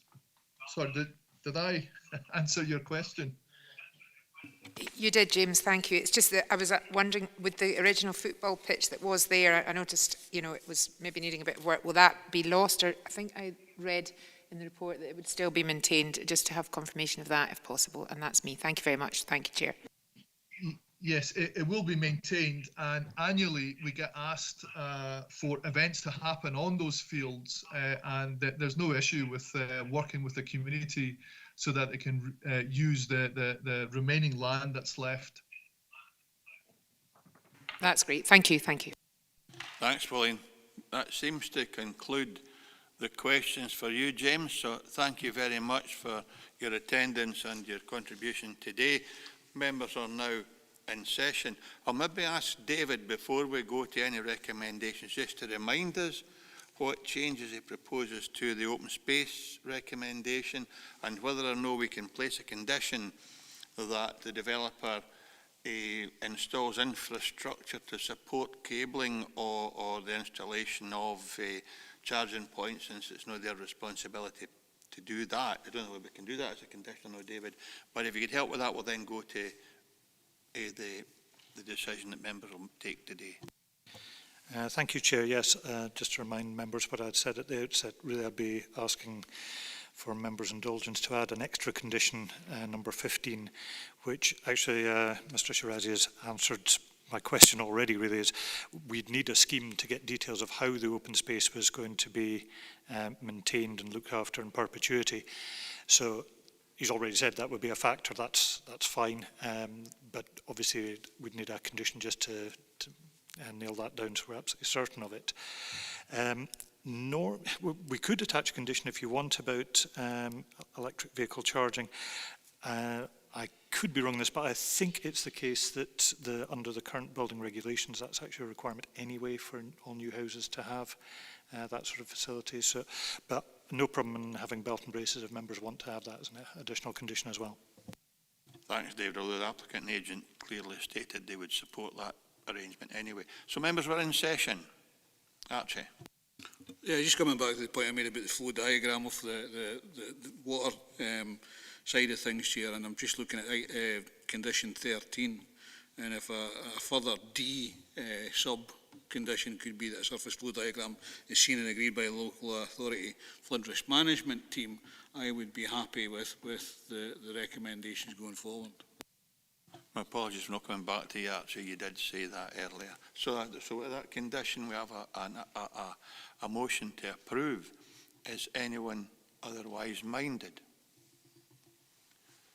In that case, with this two new conditions, this application has been approved unanimously. Can you confirm the decision of the committee, please, Tracy? Thanks, Chair. Yes, members have agreed to approve the application with the additional condition 13D for a flow diagram to be submitted and approved by the Council, and two additional conditions, number 15 for a scheme on the maintenance of open space, and condition 16 regarding the electric charging points. Thank you. We go to agenda item number 6. Pardon? Oh, better get Ivor back there. There's one and one is in the other.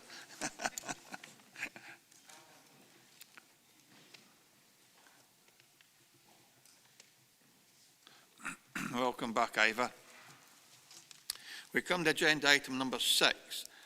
A consultation regarding an application made under Section 36 of the Electricity Act 1989 for erection of 17 wind turbines, 15 turbines maximum height 149.9 metres and 2 turbines maximum height 125 metres, an anemometer mast height 100 metres, battery storage facility, substation and control buildings, formation of temporary construction compound, 2 borrow pits, new access tracks and associated works at proposed Shepherd's Rig wind farm site near Carsfern. The application type is a Section 36 consultation. Reference number is 18/1939/S36. The recommendation is to raise objections, and the case officer is Chris McTeer. Chris, will you take us through your presentation, please? Thank you very much, Chair. So the application that's in front of us today under the Council scheme of delegation has to come before members as it's a consultation made under Section 36 of the Electricity Act, which is for energy generating infrastructure in excess of 50 megawatts capacity.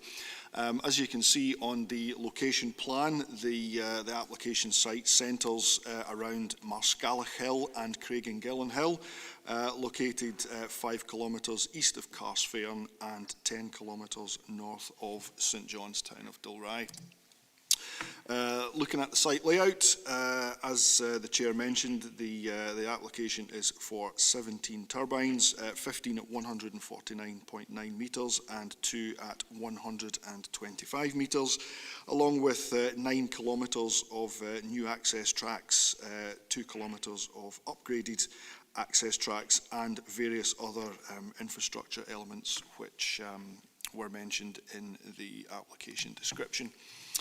The turbines themselves, I'm sure members are familiar with the typical horizontal axis three-bladed turbine, and the image that we have there is for the 149 metre turbines, and then we have the 125 metre ones there. As part of the application that we were consulted on by the Scottish Government, it is an EIA development, so there was an EIA report submitted with the application, and as one of the sort of the key cornerstones of an application of this nature is an assessment of the landscape and visual impacts, and the study area in this case from the application site extends to 35 kilometres. I've included the ZTV here for the blade tip, which is the zone of theoretical visibility of where the blade tips will be visible from. So as you can see in the diagram there, there's a fairly extensive visibility within the 5 kilometre circle, extending out to 10 and 15 kilometres, particularly out to the southwest. Looking at that in a bit more detail, there's a couple of slides here where you can just see the zone of theoretical visibility in a bit more detail. So that's to the southwest and to the north as well. Sorry to interrupt you, but in my computer at home here, I'm only getting a very small picture of the map. Could it be the screen be made full size, please? It is full size here. You not got a wee plus thing to increase the vision on your end screen at home, no? I would IT folk, any can offer Councillor McKee a bit of help here?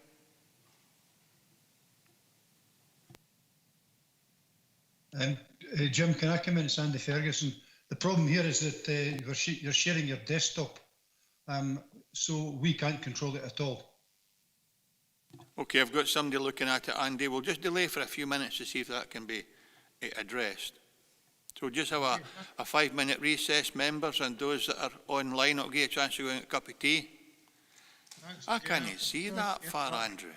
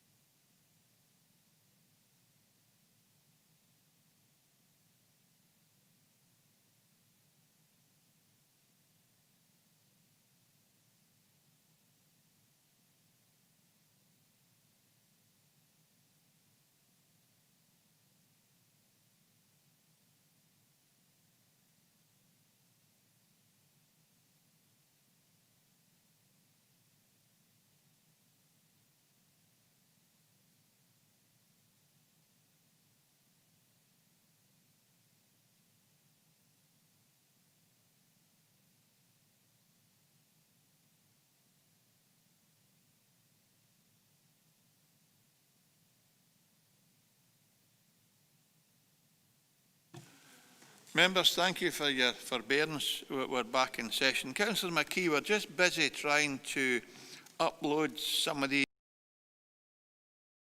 on chat. So whilst that happens, it's in progress as we speak.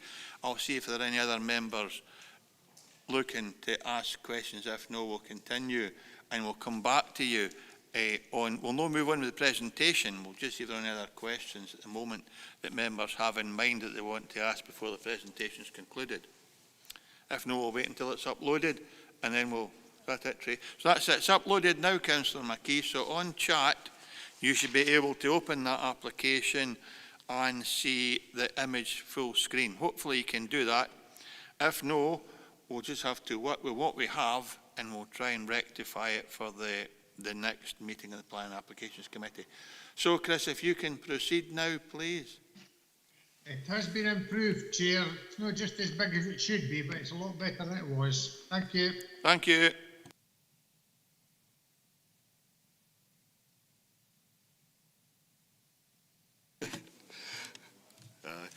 Thank you. Sorry about that. Okay, so the slide that I've currently got up just now is showing the zone of theoretical visibility for the blade tips, and this time it's out to 15 kilometres. So as I mentioned, it's fairly extensively visible within 5 kilometres, and then within the 10 to 15 kilometre radius towards the southeast. Hub height, we include this one as well. So this, in much the same way, is how where the hubs are visible. So again, fairly localised within 5 kilometres and out 10 to 15 kilometres to the southwest. Okay, so turning to cumulative developments within the area, and we've had these images up before, so I will try and talk through a little bit about the cumulative issues that we have surrounding the site. So, for the benefit of members that can't remember, all the triangles that you see on the map are consented turbines, and the stars are ones that are currently in planning. You will see a couple, particularly to the southeast, where there is a star on top of a triangle, which is where we currently have, in that case, a Section 42 application in for an existing wind farm. So as you can see, immediately to the east of the application site, there's a scheme in at Cornharrow, and there's the existing Weather Hill wind farm. To the north, Windy Rig, Windy Standard. To the northeast, northwest, Benbrack, South Kyle, to the southeast of Shepherd's Rig. You can see the scheme at Glenshimmerich and also Troston Loch, and a bit further out to the southeast, Black Craig wind farm, which is operational. One small note to mention, just if you can sort of follow the A702 along from Dalry heading northeast, you'll see the map annotated at Corrie-Dhu, and you'll see a small cluster of turbines in there. That's the consented wind farm at Mochram Fell. The permission has currently lapsed for that one, but it's still showing up on our mapping system at present. So turning to some of the viewpoints, and I will go through the views with the usual caveat for these ones. When we receive viewpoint images for both wind farms and for Section 36 consultations, they are designed to be viewed in a certain way, either on a screen or on hard copy. I think for the members in the Teams meeting, you'll actually get a fairly good view of these ones. I think for the members in the room, maybe not so much, but apologies for that one. The first viewpoint that we have here is from Stronefreggan, and this is viewing the wind farm at approximately 2.2 kilometres distance, and this is viewed from the east, so you can see the first spread of turbines across the hillside there. Stronefreggan Craig, again from the east, this is a bit closer to the wind farm, and you can see the forestry in which the wind farm is proposed to be located. So that's 1.6 kilometres distance from the east. This is Guttery Glen, so this is further along the road to Moniaive, and it is. Try to find it on the list. It's got lost in translation somewhere. But yeah, this is on the road back to Moniaive. The hill that you can see in the background is Cairnsmore of Carsfairn, and you can see the turbines in the middle distance with Cairnsmore of Carsfairn framing them in the view there. That picture is one that I took on Friday afternoon on my way back from GLENLEE. So again, that just gives you an image of Cairnsmore of Carsfairn and the middle ground where the turbines would be located. This viewpoint is in the Ken Valley. This is the head of Ken Valley. So this is viewing the wind farm from the north, about 4 kilometres distant. And that's one of the narrower valleys. So the Ken Valley runs along the eastern side of the application site. It's a dead-end road and terminates up towards the site of Lorg Wind Farm, which members might be aware of from the past. Coolmark Hill, this is viewing the application site from the southeast. Pardon me, about 3.6 kilometres distant from the site. So again, you can see Cairnsmore of Carsfairn in the background and the turbines in the middle distance. Benbrack, which is a hill on the southern upland way. Again, this is at the Striding Arch on top of Benbrack, 5.4 kilometres to the northeast of the application site. Again, the visualisation shows the turbines on the lower sort of middle ground of the slide there. The B7000 is the road that runs up from St John's Town of Dalry. This particular viewpoint is 3 kilometres to the south, so you can make out Cairnsmore just to the left of the trees there. It's not a great one. The turbines are kind of lost a bit in the skyline there, but they are sort of visible to the right-hand side of the kind of forested hill in the middle distance there. This is from Beniner, I'm not sure, apologies to any hill walkers if that's a mispronunciation. So this is located to the northwest of the site, about 2 kilometres distant, and it's a summit on the way up towards Cairnsmore of Carsfairn, and you can see the tops of the turbine spreading down below you there. Cairnsmore of Carsfairn itself, which is 3.4 kilometres to the northwest. This is the sort of the landmark summit in this particular part of the world, in this particular group of hills, and you can see the wind farm below you there. Craig of Knockgray, this is from the west this time, about 4.5 kilometres distant, and you can see the spread of the turbines across the middle distance as well. Waterside Hill, this is to the south. This is a sort of 10-kilometre viewpoint, so the turbines are just visible just to the right of Cairnsmore of Carsfairn. They're quite backdropped against, or the hills form quite a backdrop at this particular distance. This is south of Carsfairn. The turbines are located just just to the left of the, there's two groups of plantation trees, and the turbines are located just to the right of those in the left-hand side of the pictures.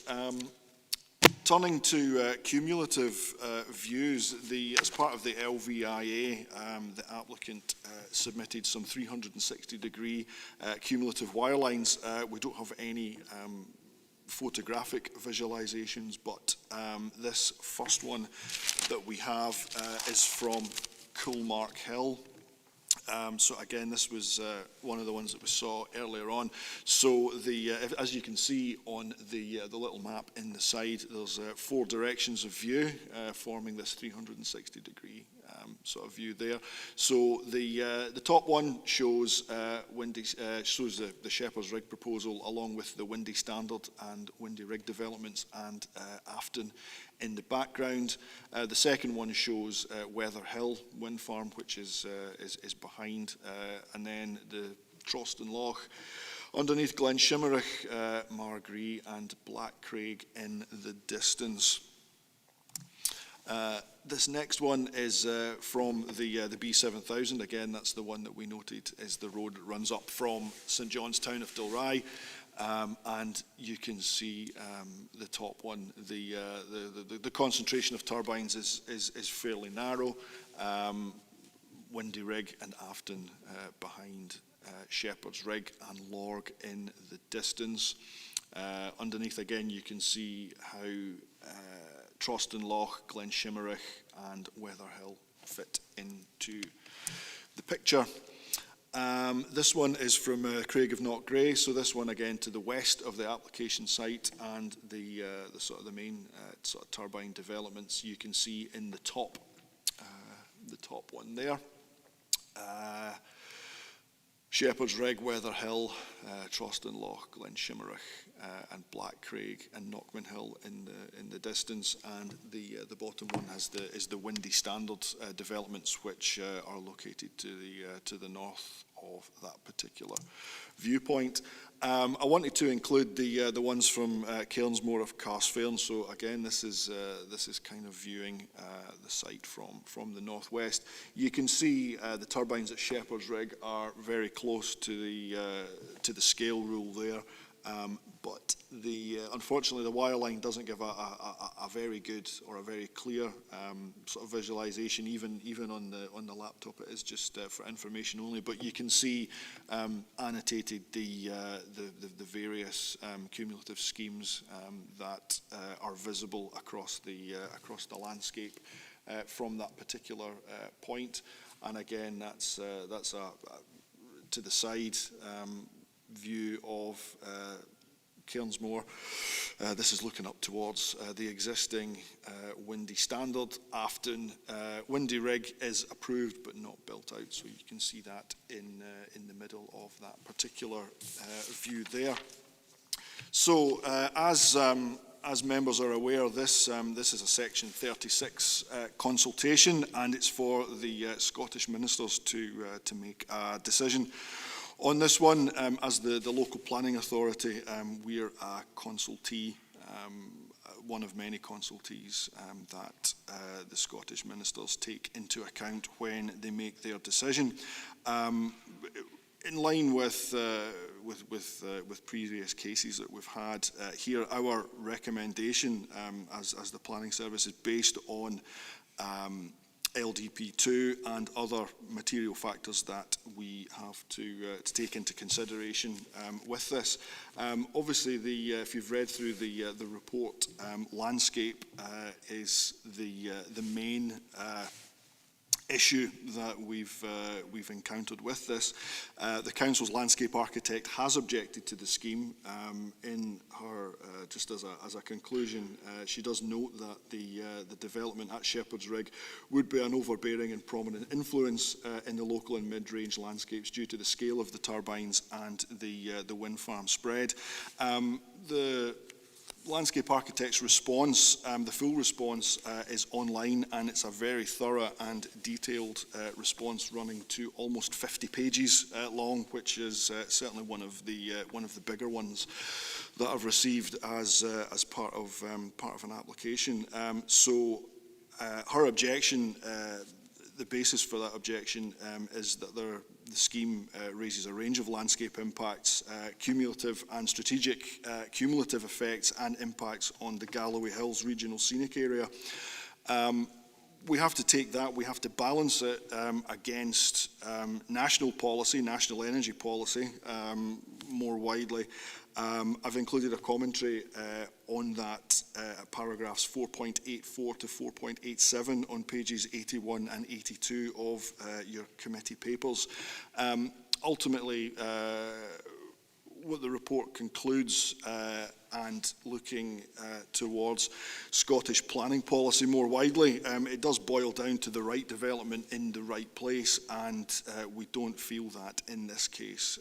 This is the right development in the right place. So for the reasons set out in the report, it's recommended that the Council raise objections to this proposal on the grounds set out at paragraph 5.1 on page 82 of the committee papers. Thank you. Thank you, Chris. So we're in questions for the case officer, Councillor McKee.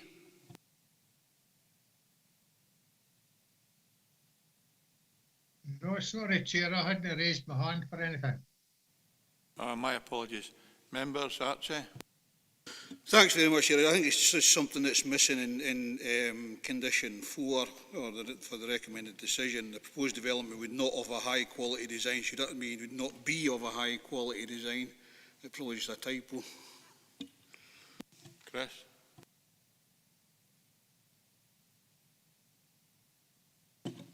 Yep, well done. That's a reward for Archie for reading his papers. Any other members' questions for the case officer? Jeff Lever.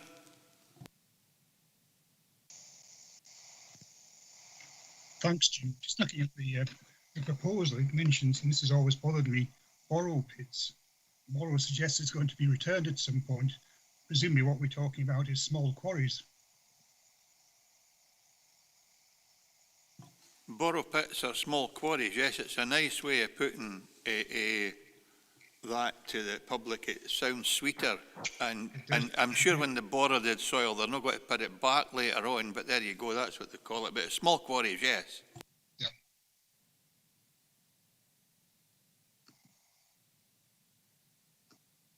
Okay, if there are no other questions for the case officer and in session, members, Archie.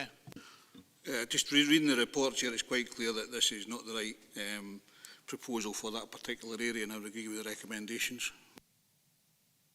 Are there any alternative views? If not, it's an unanimous decision of this committee. Tracy, can you confirm the decision of the committee, please? Members have agreed to raise objections to this consultation as per the report. Thank you, and that's with the amended wording and the condition. Okay, we move on to agenda item 7. It's an appeal decision for noting only. Members happy to note this decision? Councillor Dryborough? Yeah, I'm happy to note, Chair, but I'm just thinking about the previous application where there are some coming in for additions to existing wind farms. I take it under this, there will have to have a full planning application?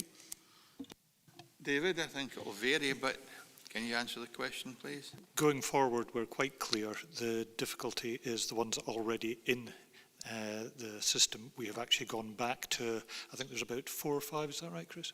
4, where we've gone back to the developers and saying, in light of this decision, we won't be able to entertain this application any longer and suggest you withdraw it. I have another couple of members wanting to make observations on agenda item number 7. I've got Andy Ferguson followed by Jane Maitland. Thanks. Maybe if we just ask David for some advice on this, please. I'm actually looking at 1.5, the bit about the case decision. That appears to be only about amending the height of the tips of the blades. but it doesn't mention the change in capacity. So are we still content to allow the change of capacity in current, as long as they abide by the current size that has been granted permissions? I don't imagine the current one will have that, achieve that capacity, but David? The critical bit is the changing of the operative part of the planning permission. So if that was a fundamental part of the decision, then yes, that would mean that you couldn't change it under this ruling. But the predominant one is really to do with where you're materially changing the description of the development. So it's the increase of the height is the fundamental concern.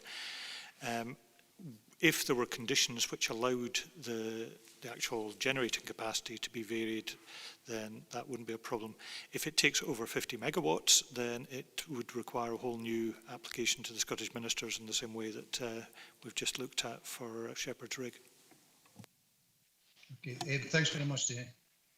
And I think, Andy, I'm sure we'll all be aware that it causes consternation when applications are approved for small heights, and then the next thing you get is a huge extension which would undoubtedly change the complexion in some circumstances, and clearly this has been one of them.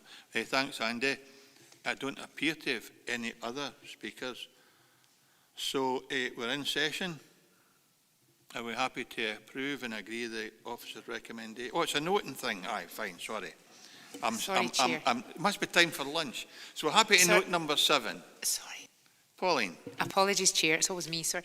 Are we allowed to present information to yourself, David, for you to present back to the Scottish Government, or do we speak now with what we'd wish to say? I'm just not sure of the procedure as a councillor, you know, where we stand on that with regards to... No, this is a decision that's been taken by the Yes. Scottish Government based on an objection that we lodged. But David, can you help Pauline with that, please? Yes, that's right. This is, as a council, we refused that development. It went to appeal, and the reporter's thrown it out. So basically, that's it. That's why this is just for noting, because the decision is now final. And our opportunity has been passed because we would have had an opportunity at an earlier stage to feed into the process when it was being considered by the Scottish Government. Yes.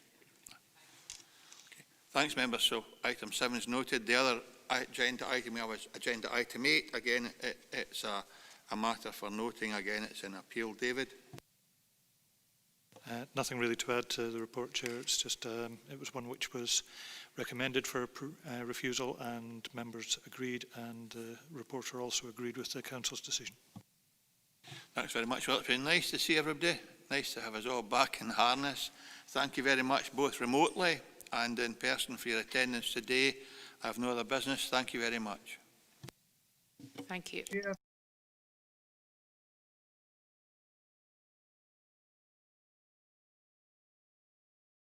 I think all computers will be addressed by the Council, Councillor McKee, but if there are certain aspects that can be dealt with, I'm sure we'll do our best to resolve it some other way, maybe get hard copy in advance if that were absolutely necessary. But I would suggest maybe you speak to Tracy or David after the meeting just to explain what the situation is in your personal circumstances, and we'll do what we can to resolve it. That'll be fine. Thanks very much. Thanks, Councillor McKee. Take care, everybody. Bye-bye.